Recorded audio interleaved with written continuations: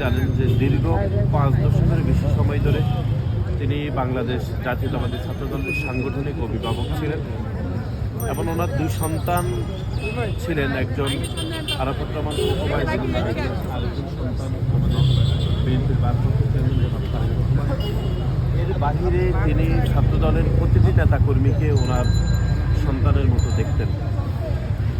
হয়তো এটি এই জন্যই বলছি, কারণ দীর্ঘ রাজনীতিতে তিনি যতদিন ছিলেন ততদিন তিনি ছাত্রদলকে সব থেকে অপরিসীমভাবে ভালোবাসতেন এবং আপনারা সকলেই জানেন যে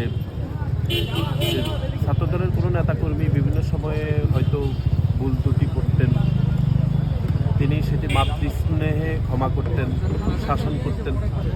সন্তানের মতো করে তিনি ছাত্রদলের প্রতিটি নেতাকর্মীকে বড় করেছেন। সুতরাং আজকের এই দিনে ছাত্রদলের প্রতিটি নেতাকর্মীর জন্য আমরা হৃদয়ে রক্তক্ষরণ হচ্ছে এবং আমাদের জন্য সব থেকে কষ্টের দিন আজকের এই দিনটি।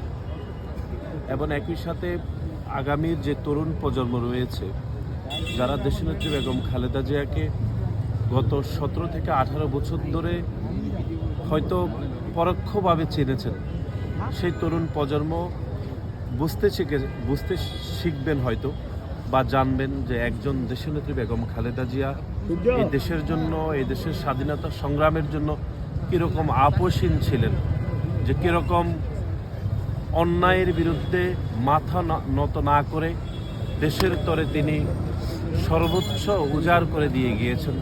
তার নাম দেশনেত্রী বেগম খালেদা জিয়া। সুতরাং তরুণ প্রজন্মের সকলের অনুপ্রাণিত হওয়ার দৃষ্টান্ত রয়েছে দেশনেত্রী বেগম খালেদা জিয়ার এই আপোষহীন সংগ্রাম থেকে।